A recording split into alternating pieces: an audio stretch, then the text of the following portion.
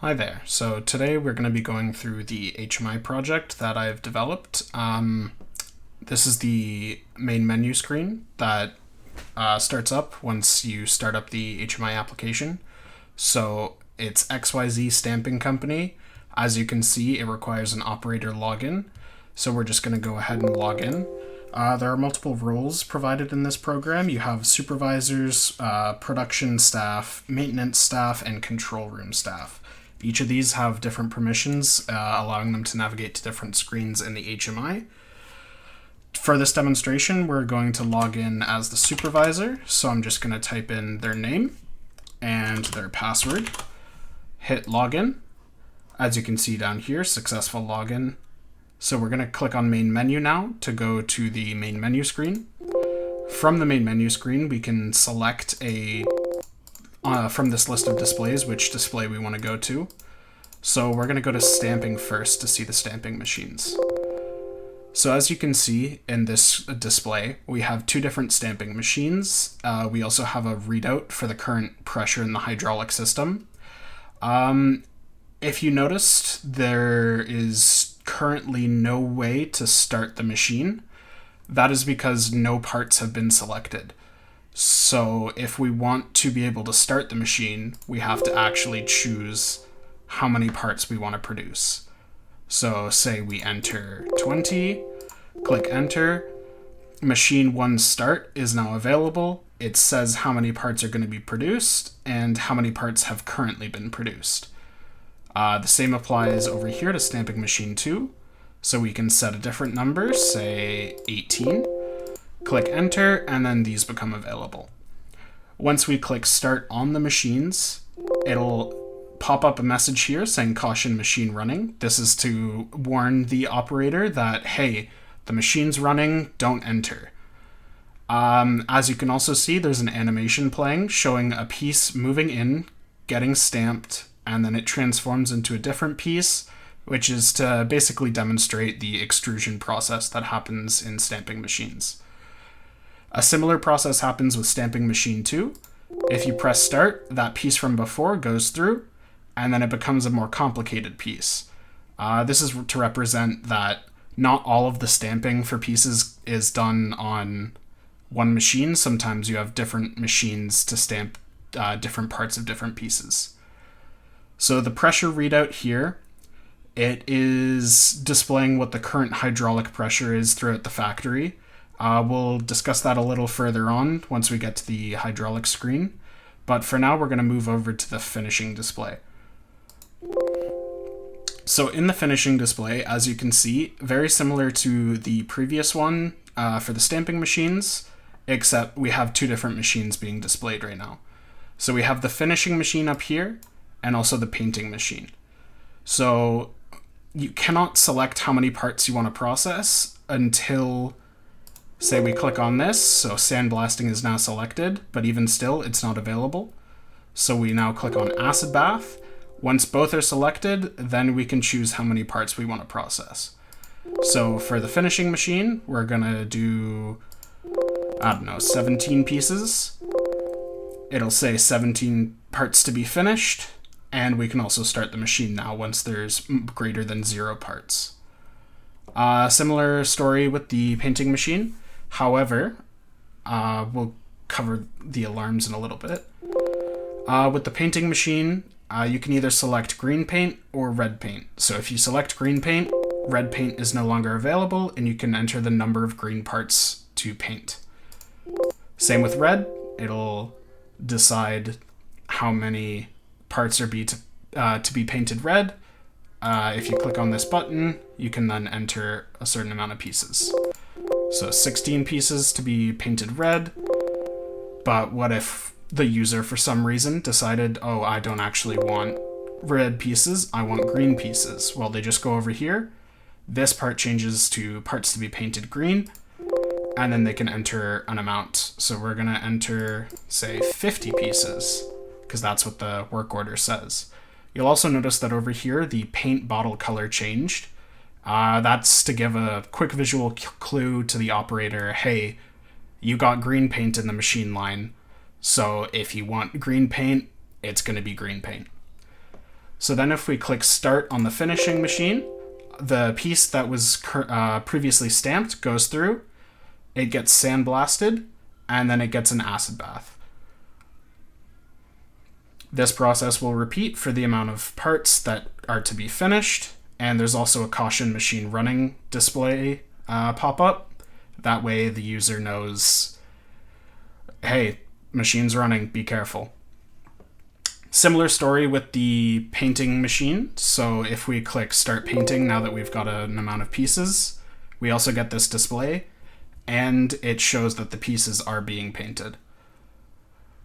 So it'll drop down the piece, a spray will come out of the paint gun, and then the piece will move along once it is done being painted.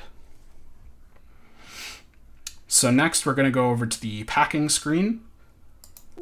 So the packing screen is to represent how many pieces are being shipped out to the end user, or at least readied for shipment. Similar story with before with the conditional functions. So if we want to start the line, first we have to enter a number of parts greater than 0. So the reason this number is so high is because there could be hundreds of thousands of pieces that have to be packed at a certain, for a certain order. Especially with smaller fasteners, you generally don't get an order of anything less than a couple thousand. So we're going to enter, let's enter 200 pieces. So then we hit start packing once we've got greater than 0. And then the animation will run. Same thing here, the caution, the machine is running. That way the operator knows to be careful around the machines if they're in use. The pieces drop down into the box, and then the box moves along the conveyor. So that finishes off the machines that are present in the system. However, that is not the whole system itself. So next we're going to hop over to the hydraulics screen. And in the hydraulics screen, we've got a banner saying, warning, pressure not to exceed 100 psi. We can adjust the current pressure in the system. It displays the current pressure here. It also displays a bar graph giving relative zones of, is the pressure okay? Is it too low? Is it too high? There's also a shutdown button that's easily accessible as on all the other displays. That way, if for whatever reason the machines need to be shut down, they can be shut down quickly and efficiently. So if we're to adjust the pressure, it's a range of 0 to 115 psi, but as the warning up here says, do not exceed 100 psi. So if we want to enter a new pressure, because say we need the machines to run faster or they're just not stamping efficiently, we can then enter a new pressure. So we'll enter in 70 psi. And then as you see, the current pressure display text changes, as well as the bar graph to represent the current pressure in the lines. So next we're going to hop over to the monitoring station. So in the monitoring station, we have all of the machines listed as well as their current status. So you can see that the painting station is currently on part 19 and it is running. It also has the caution machine running display onto it. That way you know for sure that this machine is running from the control room without having to visually see the machines. Same can be said with packing line, the packing line. So it's on part 17 and the machine is running, and you can see that the machine is running. However, these machines are currently stopped and it says as much. You also have the hydraulic status. So this represents the current pressure in the lines. It's got a text readout and a gauge. That way you can see where the needle is, if you need more pressure, if you need less pressure, etc. So say there's some sort of emergency and you want all the machines to be shut down at once, regardless of their current status. There's a very simple and semi-automated way to do that, and that is by shutting down the hydraulic lines. So if you click on the hydraulics shutdown button, either from the hydraulics room or from the control room, as you can see, an alarm pops up, pressure dangerously low, shutting down machines.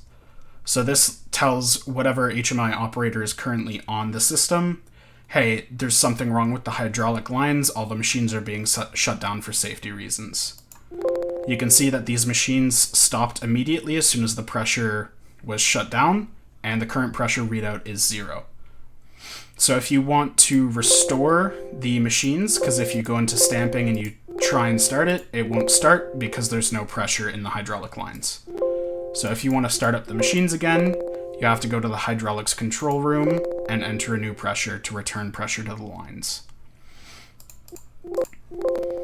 So we're now back at 65 psi, and if we go into stamping, say we now want to produce 5 parts, and then click start, now the machines will run again because there is pressure restored to the hydraulic lines so the machines can operate safely. So we're going to enter 2 parts into this machine here and click start. The animation will run. And then when the machine is about to finish, you get an alarm that says stamping machine 2 about to finish, letting the operator know, hey, you might want to check on the line, see if you need to feed it more parts or if you're done with the system. The same alarm is replicated for each machine. So if stamping machine 1 is about to finish, you'll get that alarm. If stamping machine 2 is about to finish, you'll get the alarm. And same with the finishing stations as well. So other than that, there are different security roles based on what the operator's status is. So if we go back into the login and we log in as a different user, say we'll log in as a production employee. So we'll enter their name and then their password, click login, and then you go to the main menu once you've logged in. So now your access to certain displays is limited based on your production role and what tasks you're expected to complete in the factory. So if a production employee were to try and go into the monitoring screen, they wouldn't be able to because they don't have access.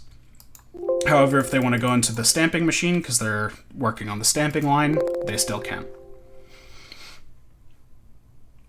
I believe that concludes everything that I need to talk about in my project. If you have any questions, feel free to email me. Thank you very much.